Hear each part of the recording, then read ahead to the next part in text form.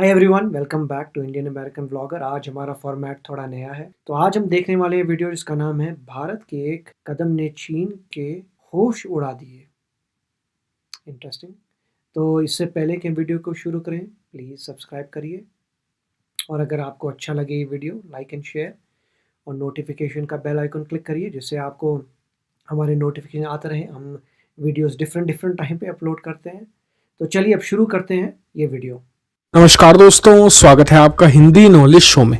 तो दोस्तों, जैसे कि आप सभी लोग जानते हैं कि इस समय चीन के सबसे दो कट्टर दुश्मन हैं, जिन्हें आप नंबर वन दुश्मन भी चीन का कह सकते हैं। एक तो है भारत और दूसरा है अमेरिका।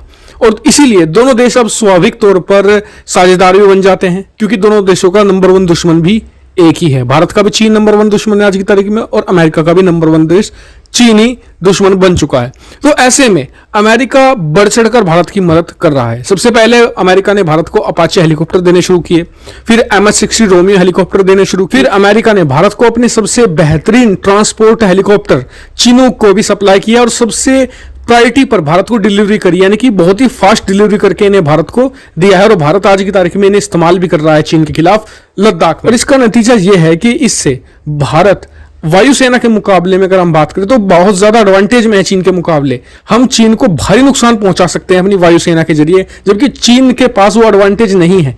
ऐसे में भारत जब अपनी सारी तैयारी बिल्कुल फिट फोर करके बैठा हुआ है, एक चीज ऐसी थी जहां पर भारत की काफी ज्यादा कमजोरी बताई जा रही थी, लेकिन भारत ने उस कमजोरी को भी लगभग पूरा कर लिया है। और इसमें भी अमेरिका ने भारत की बढ़ चढ़कर मदद की है। और इतना ही नहीं, ये हथियार भारत को एक बार फिर से फास्ट ट्रैक रूट के थ्रू बहुत ही तेज डिलीवरी अमेरिका देगा, ताकि भारत कमजोर ना पड़े लद्दाख वाले मोर्चे पर। सब कुछ मैं आपको इसके बारे में बताऊंगा, मेरे साथ वीडियो में तक बने रहिएगा। तो दोस्तों, दुनिया के तमाम देश इंक्लूडिंग चीन भी ये मानता है कि ऊंचाई वाली जगहों पर लड़ने में भारतीय सेना दुनिया में नंबर वन है। और इसी को और ज्यादा चुस्त दुरुस्त बनाया भारत ने एक बेहतर अटैकिंग सिस्टम बनाया है एयरफोर्स का, जिसमें हम राफेल से बेहतर अटैक कर सकते हैं। अपाचे उसमें बहुत ज्यादा असिस्ट करेगा, जो टैंकों की रेजिमेंटों को ध्वस्त कर सकता है। इसके अलावा बेहतर सप्लाई चेन के लिए हमने चिनूक हेलीकॉप्टर भी लेकर रखा हुआ है, और इसमें अमेरिका हमारी बहुत मदद करता है। लेकिन इन सब तैयारियों के बावजूद भी हम एक ऐसी चीज पर लैग कर गए थे जिस पर किसी ने ध्यान ही नहीं दिया था।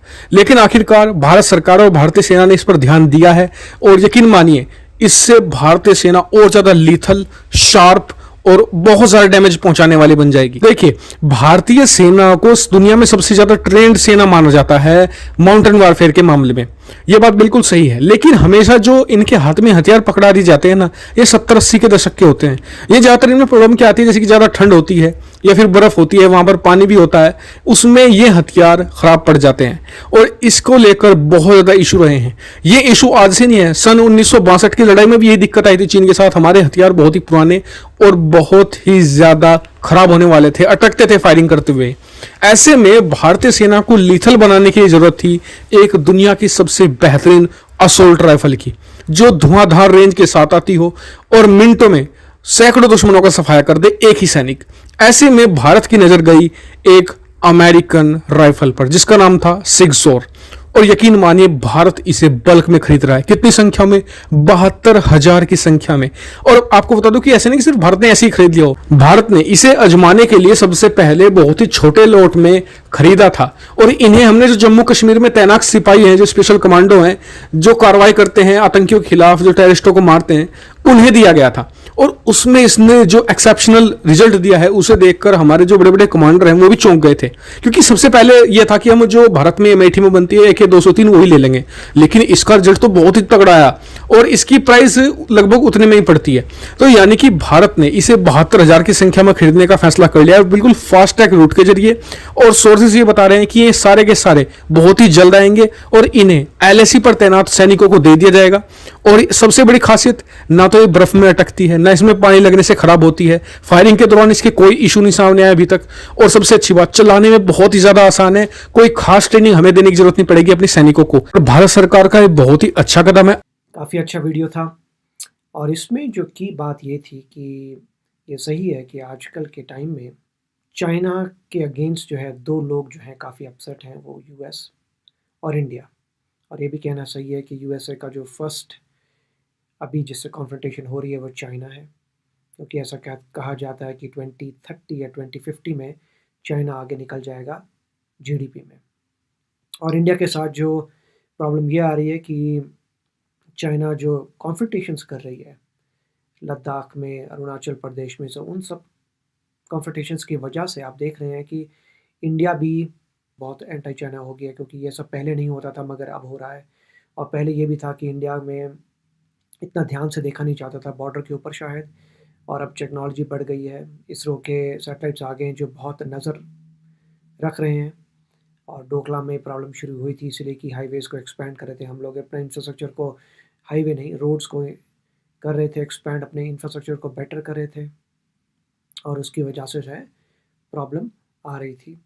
अब इसमें जो है अगर आप देखते हैं तो की पॉइंट ये था कि इंडिया जो है एयर फोर्स में डेफिनेटली हाई ऑल्टीट्यूड वॉरफेयर में बहुत पावरफुल है, बहुत आगे है, और उसको हराना मुश्किल है, क्योंकि इंडिया सियाचिन में प्रैक्टिसेस करता रहता है और भी डिफरेंट डिफरेंट वेस्टर्न पावर से इंडिया करता है एक्सरसाइजेस। तो अब जो एक मेरे ख्याल से प्रॉब्लम नज़र आई थी वो ये थी कि राइफ़ल की, कि कौन सी राइफ़ल ज़्यादा सूटेबल है। जैसे कह रहे हैं कि पहले पुराने हुआ करते थे वेपन्स जो फंस जाते थे और उसकी वजह से जैम हो जाते थे, प्रॉब्लम्स आती थी। तो सिक्सॉर जो है वो एक कंपनी है जो मेरे ख्याल से इनिशियली जर्मनी की कंपनी थी, और उसके बाद फिर यूएस में भी सिक्सॉर खुली थी, और उसने जो है सेपरेट आउट हो गई थी जर्मनी से, और सिक्सॉर यूएस का डिविजन्स अपनी राइफ़ल्स बनाता है। तो मेरे ख्याल से ये बात कर रहे थे राइफ़ल मॉडल 715 मेरे ख्याल से जिस तरह से लग रही है ये, तो सिक्सॉर की बहुत मशहूर है वो 715, और वही मेरे ख्याल से इंडिया कोशिश कर रही है खरीदने की। और जैसे कह रहे थे 72,000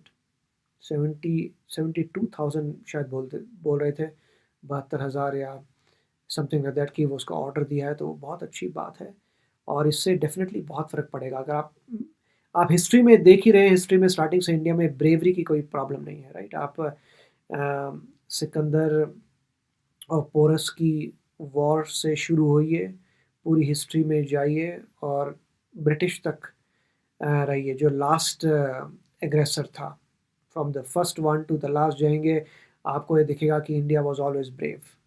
देयर वॉज कोई कमी नहीं थी ब्रेवरी की। बिगेस्ट प्रॉब्लम वाज कि वेपन्स, जो एग्रेसर था उसके वेपन्स बेटर थे, और दूसरी पॉइंट ये थी कि हाँ, आपस में लड़ाई करते थे, तो आपस में अगर लड़ाई करने, राजे आपस में लड़ाई कर रहे हैं और कई बार धोखा दे देते थे, दुश्मन अपने ही जो तुम्हारा नेबर है उसे धोखा दे के अग्रेसर के साथ लग जाते थे, तो वो भी रीज़न था। बट वेपन्स सबसे बड़ी पॉइंट था, तो काफ़ी अच्छा है। जैसे पहले हमने टेस्ट देखा था स्मार्ट का, जिसमें अभी हमने हाल ही में एक वीडियो देखा था स्मार्ट के बारे में, जहाँ पे टॉर्पीडो को आप लॉन्च कर सकते हैं बहुत दूरी पे। अब उस वक़्त मैंने एक क्वेश्चन पूछा था कि क्या चाइना के पास ये वेपन है? और उसके बाद जब मैंने रिसर्च की तो मुझे पता लगा कि चाइना के पास ये वेपन नहीं है। मतलब ये है कि वेपन सिर्फ़ यूएस और मेरे ख़्याल से जापान या एक और कंट्री थी उसके पास है बस। ये कैपेबिलिटी सिवाय यूएस के और एक आध कंट्री के किसी के पास नहीं है। ये कैपेबिलिटी इंडिया के पास है, कैपेबिलिटी कि इंडिया जो है टॉर्पीडो को लॉन्च कर सकता है दूर से, वो जाता है और फिर वहाँ से पानी में लॉन्च हो जाता है। तो एनीवे बहुत अच्छा लग रहा है ये सब वीडियोज़ को देख के, बहुत अच्छा लग रहा है कि इंडिया वो टेक्नोलॉजी ला रहा है जो एनिमी के पास नहीं है। अगर एनिमी के पास नहीं है टेक्नोलॉजी, वो सबसे बड़ा डिफरेंस मेक करता है। That makes the biggest difference, क्योंकि एनिमी को लगेगा अब ये जो है बात जो है ये कन्फ्रंटेशन की बात नहीं, अब उनके हारने का चांस है। अगर इंडिया के पास वो वेपन्स हैं जो तुम्हारे पास नहीं हैं, जो तुम्हारा ज़्यादा डैमेज कर सकते हैं, तो एनिमी कहेगा ओह! पहले तो हम सोचे थे वॉर करेंगे, अब तो उल्टा हो रहा है कि अब हम हार भी सकते हैं। तो इससे जो है बहुत अच्छी बात है कि गवर्नमेंट बहुत तेज़ी से ये वेपन्स ला रही है और अपग्रेड कर रही है आर्म्ड फोर्सेस को। तो बहुत ही अच्छा लगा, एंड आई एम श्योर कि जिस तरीके से हमारी गवर्नमेंट बढ़ रही है, India is really going to win the confrontation, अगर कॉन्फ्रंटेशन होती है। हमें होप यही है कि कॉन्फ्रंटेशन ना हो, मगर अगर होती है तो डेफिनेटली इंडिया भारी पड़ सकता है चाइना के ऊपर। Thank you. तो अगर आप मेरे इस चैनल पे नए हो तो जल्दी से सब्सक्राइब के बटन को हिट करो और बेल आइकन को क्लिक करो ताकि आपको मेरा जब नया वीडियो मैं लगाऊं आपको उसके बारे में जल्दी से पता चल जाए।